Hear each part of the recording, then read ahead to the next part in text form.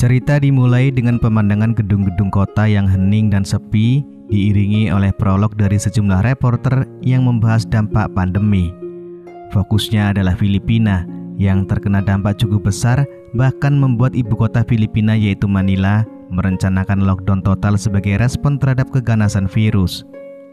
Scene kemudian berpindah di sebuah apartemen, di mana di dalamnya sedang terjadi permainan futsal. Andre, seorang pria tanpa gigi, berusaha menggempur gawang yang dijaga oleh wanita sewaannya. Dalam suasana yang aneh, Andre tak hanya fokus pada permainan futsal, tetapi juga melihat ke gedung sebelah yang ternyata juga sedang asik bermain futsal. Tujuannya jelas agar segera menyelesaikan permainannya dan melihat pasangan yang sedang bermain di gedung sebelah, yakni Ria dan Edward. Ria dan Edward adalah pasangan yang telah bersama sejak awal pandemi. Keduanya sudah cukup mengenal kebiasaan satu sama lain. Edward, seorang pengembang web, tidak hanya asik bekerja, tetapi juga terlibat dalam obrolan dengan seorang wanita penghibur bernama Candice. Sementara itu, Ria, seorang perawat, harus meninggalkan rumah pagi-pagi dan kembali malam hari untuk bekerja. Meskipun keuangan mereka masih terbilang aman, rencana lockdown total dapat menjadi tantangan serius bagi kehidupan sehari-hari mereka. Keduanya khawatir akan kesulitan memenuhi kebutuhan bahan makanan jika situasi terus memburuk. Kemudian, seorang tukang bersih-bersih datang ke apartemen Ria dan Edward bersama anaknya. Kamar Ria dan Edward terlihat sangat berantakan setelah mereka bermain futsal. Sambil membersihkan, sang tukang bersih-bersih memberikan nasihat kepada anaknya untuk tidak tergoda oleh laki-laki. Pandemi ini sangat menyulitkan para wanita, menjadikan mereka rentan menjadi sasaran eksploitasi pria secara berlebihan.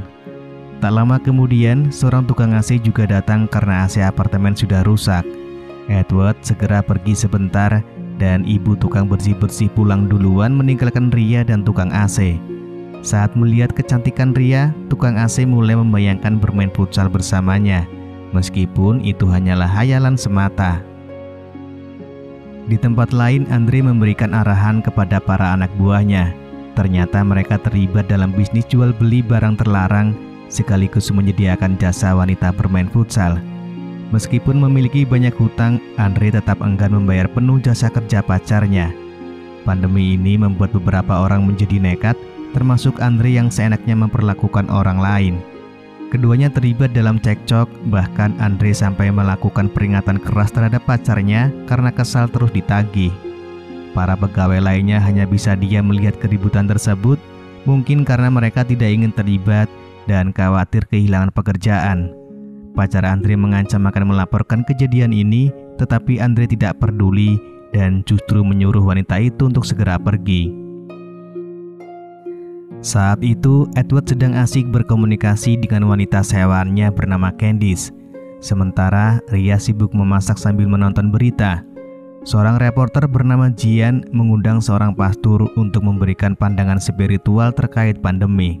Pastor tersebut mengingatkan semua orang untuk menjadi lebih religius, menjelaskan bahwa pandemi ini seharusnya menjadi peringatan karena manusia telah lupa akan Tuhan. Dia menekankan pentingnya bertobat, mengingatkan bahwa dunia akan segera kiamat. Namun, Edward dan Ria tampaknya tak begitu memperhatikan dan cenderung mengabaikan pesan kebaikan tersebut. Kemudian, Bibi Tita dan keluarganya datang berkunjung, termasuk anak Edward yang bernama Pipa. Edward, seorang duda beranak satu, telah menikah lagi dengan Ria setelah kehilangan istri pertamanya. Mereka semua berkumpul untuk makan sambil berbagi cerita tentang kehidupan di tengah masa pandemi. Mereka mengeluh betapa sulitnya mendapatkan bahan makanan. Saat bersama, mereka memutar DVD untuk mengingat kembali masa-masa pernikahan antara Edward dan Ria sebelum pandemi. Itu adalah hari yang indah di mana semua orang bisa menikmati hidup tanpa takut akan penyakit dan kekurangan makanan. Dalam video itu juga terlihat teman Ria bernama Erin yang hadir dalam acara pernikahan mereka. Erin merupakan seorang les biola yang dulu pernah bermain bersama Ria. Terlihat bahwa Erin kini harus mencari teman baru agar bisa kembali mengejar passionnya dalam dunia les biola. Tak lama setelah itu, Candice menelpon. Edward dan Ria sudah lama merencanakan untuk menyewa Candice dan bermain futsal bertiga dengannya. Namun baru kali ini Candice bersedia hadir dan memenuhi panggilan tersebut. Edward meminta Candice datang malam karena mereka masih memiliki acara keluarga. Sementara itu, Edward menghabiskan waktu berbincang-bincang dengan anaknya di kamar. Pippa sangat ingin tinggal bersama Edward, tetapi Edward menolak karena dia dan Ria memiliki fantasi bermain futsal yang belum terwujud bersama Candice. Menjelang malam, Bibi dan keluarganya pamitan untuk pulang. Mereka berharap Pippa bisa tinggal, namun Edward memberikan alasan bahwa dia memiliki banyak pekerjaan. Jika Pippa memaksa untuk tinggal, ada kemungkinan dia akan banyak terlantar di rumah sendirian. Meskipun sempat terjadi cekcok, akhirnya Bibi dan keluarganya mengerti dan pamit pulang. Edward merasa sedikit bersalah dan mencoba menenangkan pikiran dengan menonton TV bersama Ria. Mereka menonton saran dari seorang ahli tentang cara menjaga hubungan. Namun dengan keanehan, orang yang diklaim sebagai ahli itu menyarankan untuk melakukan hubungan non-monogami, yang berarti pasangan diberi kebebasan untuk bermain futsal dengan orang lain. Hal semacam ini marak dilakukan terutama pada masa pandemi di mana orang-orang merasa bosan dengan kegiatan yang monoton. Hal inilah yang akan coba diwujudkan oleh Edward dan Ria. Ria kemudian menyiapkan makan malam sementara Edward menyalakan lilin besar untuk menciptakan suasana yang lebih romantis. Tak lama kemudian yang ditunggu-tunggu akhirnya datang. Candice terlihat sangat cantik. Untuk mengurangi kekhawatiran tentang penularan penyakit, ketiganya menunjukkan hasil pemeriksaan kesehatan. Setelah itu, mereka naik ke atas untuk memulai permainan futsal bertiga. Di tengah permainan itu, tanpa sengaja Edward muntah di dalam gawang Candice. Akibatnya, Candice langsung panik karena saat itu Edward tidak menggunakan pengaman. Awalnya, Ria merasa marah karena dia belum mengalami momen tersebut. Namun dia berusaha menjadi penengah agar Candice tidak panik. Candice kemudian bercerita bahwa kesedihannya bukan karena insiden muntah Edward, melainkan karena hubungannya dengan pacarnya. Ternyata Candice pernah hamil, namun pacarnya justru menyuruhnya untuk menghilangkan kandungannya. Pacarnya mengaku belum siap menikah dan menjadi ayah, lalu pergi meninggalkan Candice begitu saja. Mendengar cerita yang menyedihkan itu, Edward dan Ria menjadi simpati. Mereka lalu mengantarkan Candice ke parkiran untuk pulang. Saat sedang naik lift untuk kembali ke kamar, tiba-tiba Andre datang ikut nimbrung. Edward menyadari bahwa Andre bukan penghuni apartemen ini, dan Andre mengaku ingin menemui temannya. Obrolan di dalam lift terasa cukup nyambung, membuat Edward tertarik dan mengajak Andre untuk minum-minum. Kembali di apartemen, obrolan pun berlanjut. Andre sempat bertanya tentang Candice, dan Edward mengakui bahwa dia dan Ria sedang mencoba hal baru sejak lockdown diberlakukan. Tatapan Andre kepada Ria terlihat jelas, dan sepertinya kegiatan meneropong Ria tempo hari membuat Andre tertarik untuk bermain futsal dengan Ria.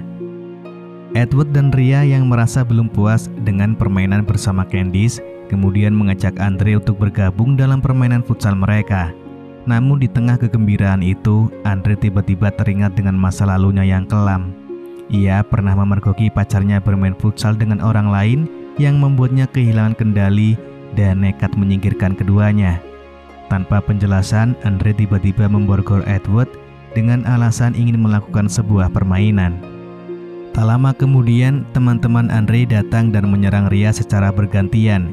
Edward yang masih terborgol tidak bisa melawan, sedangkan Ria hanya bisa pasrah karena tenaganya terlalu lemah. Setelah selesai, Andre berterima kasih karena telah diundang dalam kegiatan seru malam itu. Ia memberikan kunci borgol dan segera kabur dari apartemen tersebut. Pagi harinya Andre membereskan koper, menandakan bahwa dia akan segera pergi mencari tempat baru. Sementara itu, suasana di apartemen Edward dan Ria berubah drastis. Mereka menjadi lebih pendiam dan sering terlihat melamun. Saat Ria hendak pergi bekerja, Edward mengungkapkan keinginannya untuk balas dendam dengan menuntut Andre. Namun, Ria melarang, menganggap tuntutan itu hanya akan menambah masalah baru. Keduanya terlibat dalam cekcok di mana Edward menyalahkan Ria karena tidak melawan saat serangan terjadi. Sementara Ria membalikan tuduhan menyalahkan Edward karena telah mengundang Andre. Cekcok antara Edward dan Ria semakin memanas, mencapai puncak ketika keduanya mulai menyentuh masalah-masalah pribadi yang belum terselesaikan di masa lalu, mulai dari kegiatan les biola Ria dan Erin, Edward yang belum dapat move on dari kematian istrinya, hingga permasalahan dengan Pipa. Semua itu menjadi bahan peledak dalam pertengkaran mereka. Ria yang telah muak dengan situasi tersebut memutuskan untuk segera pergi bekerja. Edward yang kesal dengan peristiwa semalam memutuskan untuk mencari informasi tentang Andre melalui rekaman CCTV. Sementara itu, Andre sedang berusaha kabur dengan teman-temannya, tetapi mereka dihentikan oleh polisi yang curiga terhadap mobil yang mereka kendarai. Setelah diperiksa, polisi menemukan banyak barang terlarang di dalam mobil, sehingga Andre dan teman-temannya langsung ditangkap. Kejadian malam itu meninggalkan trauma mendalam bagi Edward dan Ria. Di tempat kerja, Ria merasa sulit untuk fokus bekerja, sering perlu menjauh ke tempat sepi untuk menangis dan mencoba menenangkan diri. Sementara di sisi lain, Edward tidak mampu melanjutkan pekerjaannya karena pikirannya dipenuhi oleh rasa bersalah yang terus mengganggu pikirannya. Keduanya berdampak berat oleh kejadian tersebut, menghadapi akibat atas kejadian yang sulit diatasi. Lalu film pun selesai.